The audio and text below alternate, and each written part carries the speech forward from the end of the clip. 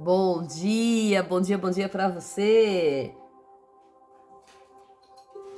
Como você está? Eu espero que você esteja bem nessa manhã de sábado. Ô, glória, dia 12 de abril. Como é bom, estamos aí na metade do mês, meados do mês de abril. Como é bom sabermos que Deus tem cuidado de nós, que Deus tem nos guardado, que Deus tem nos dado graça. Deus tem nos dado vitória e somos felizes, estamos felizes por tantas bênçãos, por termos onde morar, termos o que comer, por estarmos na sua presença, por estarmos debaixo da sua graça, da sua plenitude. Deus, Ele é fiel, Deus, Ele é graça sobre as nossas vidas. E somos, estamos e queremos estar na boa e perfeita agradável do Senhor. Boa e perfeita vontade agradável do Senhor. Ai, como é bom saber que Deus cuida de nós em todos os detalhes e tudo nós colocamos nas mãos do Senhor e sabemos que Deus está cuidando. Eu quero dizer para você nessa manhã, o Senhor está cuidando, o Senhor está zelando, o Senhor está guardando, o Senhor está ministrando, o Senhor está transformando. Enquanto isso, o Senhor está transformando. Às vezes a gente olha à nossa volta, olha para aquilo que está acontecendo e pensa que não tem mais jeito. Mas nessa manhã eu quero dizer para você, o melhor jeito é aquele jeito que o Senhor faz, o melhor jeito é aquele jeito que o Senhor dá, o melhor jeito é aquele jeito que o Senhor já decretou. Então esperamos no jeito que o Senhor dá, no jeito que o Senhor faz, da maneira que Ele faz, mesmo que a gente não entenda, mesmo que não compreendamos a maneira qual o Senhor trabalha, mesmo que não queremos aceitar certas coisas que estão aparecendo, mas o Senhor está no controle. Quando dedicamos a nossa vida a Deus, dedicamos os nossos propósitos, os nossos projetos na mão do Senhor, o Senhor faz de uma maneira soberana, de uma maneira gloriosa, de uma maneira esplendorosa tudo aquilo que tem para nós. E nós ficamos à sua boa e perfeita, agradável do Senhor. Perfeita vontade agradável do Senhor. Aleluia. Louvado seja o nome do Senhor. E hoje, esse fim de semana iniciando, que o Espírito Santo conceda a você a graça e a paz de um fim de semana de descanso, de repouso, um fim de semana de plenitude, de bondade, e que Deus esteja sempre no controle de nossas vidas. Amém? Vamos aí para o capítulo 23 do livro de Atos. Pega aí a sua bússola diária. Capítulo 23 do livro de Atos. A partir do versículo 26 vai dizer assim. Ô glória. Cláudio Lísias, ex-excelentíssimo governador Félix, saúde. Este varão foi preso pelos judeus e estava a ponto de ser arrebatado por eles. Quando eu, acudindo com o exército, o livrei depois que entendi que era romano. E desejando conhecer a causa por que o acusavam, o conduzi perante o sinédrio deles. Quando achei que estava sendo acusado a respeito de questões relacionadas à sua lei, e que não tinham acusação de nenhum crime pelo qual fosse digno de morte ou prisão, mas havendo-me informado que armavam uma cilada contra este homem, no ato, o enviei a ti, intimando também os seus acusadores que manifeste diante de ti o que tenham contra eles, passar bem. Aqui nós vamos ver o trecho da carta que o comandante envia para Félix, para o governador, né? O governador escreve a carta dizendo o que está acontecendo. Cláudio escreve a carta dizendo o que está acontecendo sobre Paulo, que tentaram armar uma cilada para acabar com a vida de Paulo. E como ele não tem certeza do que está acontecendo, ele envia para Cláudio, para que Cláudio possa fazer o julgamento honesto, o julgamento correto. Então ele diz que ele não tem certeza do que está acontecendo, mas foi informado que eles iam pedir para que o Império Romano matasse a Paulo, né? O Império Romano jamais iria matar a Paulo, sendo que Paulo era romano, sem um digno julgamento. Então, por isso, esses são os trechos da carta que Cláudio envia para Félix, do 26 ao 30, né? Agora aqui nós vamos ver o que acontece após.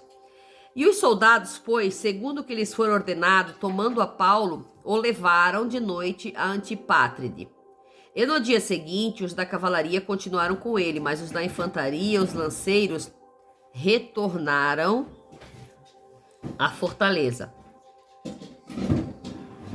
Aqueles logo que entraram em Cesareia e entregaram a carta ao governador também puseram diante dele a Paulo. E após ler a carta, o governador perguntou de que província ele era. E quando soube que era da Cilícia, disse-lhe: a tua causa eu ouvirei, quando os teus acusadores também tiverem chegado. E ordenou que fosse guardado no pretório de Herodes. Aqui nós vemos o que continha na carta. E agora nós vamos ver que os soldados tomaram a Paulo e o levaram até o governador. Porque quando o governador recebe a carta, ele recebe também Paulo diante dele. A carta e Paulo. A descrição do que está acontecendo na vida de Paulo e o próprio Paulo.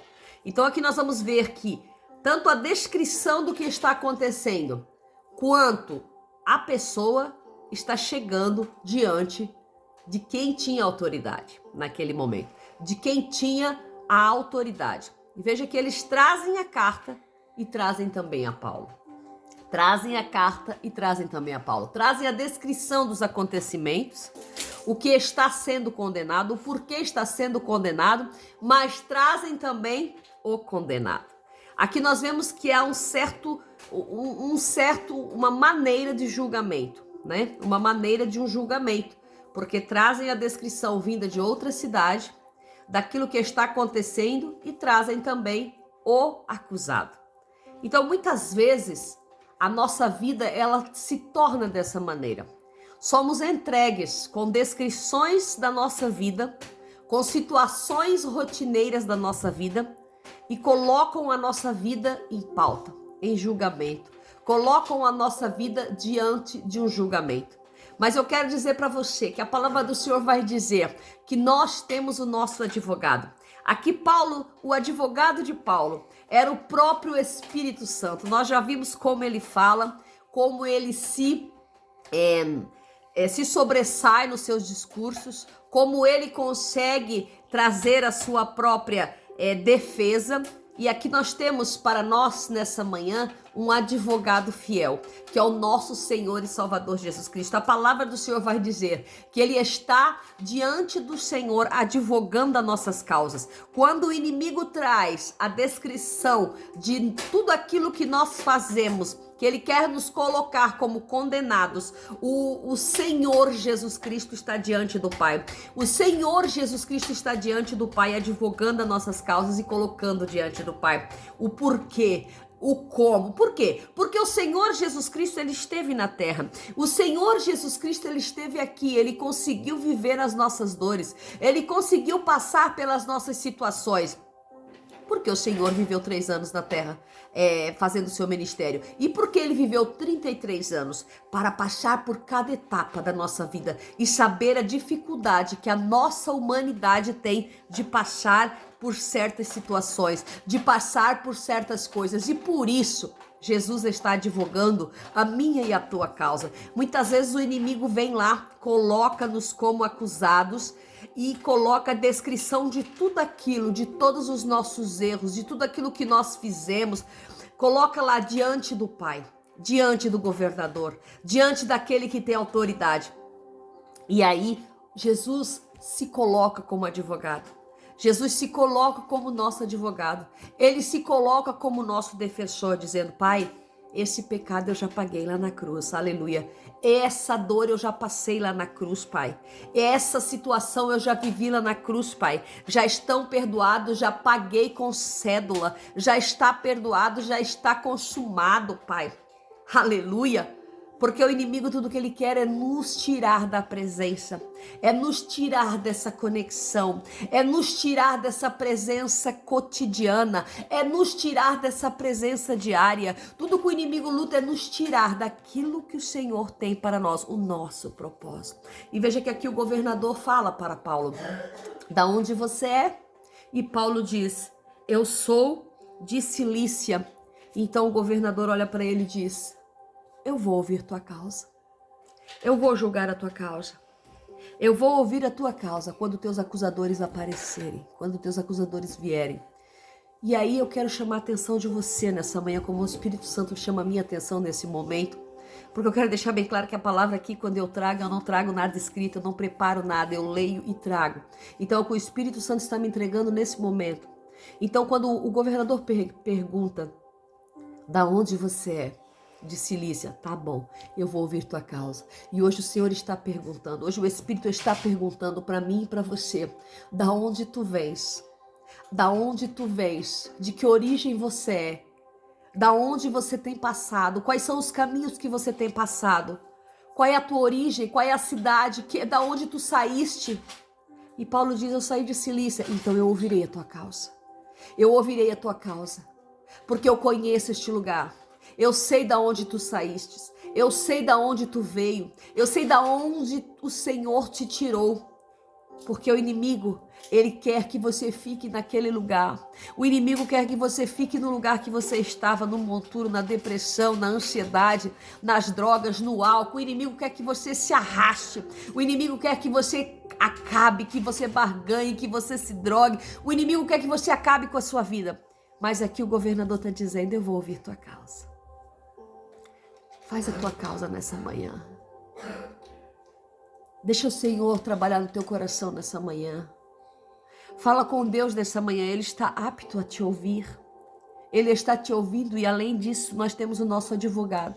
Eu não sei do que você está sendo acusado, eu não sei do que você está sendo acusado, denegrido, o que estão falando contra você. Mas eu quero dizer para você que nós temos um advogado. E esse advogado, ele é fiel.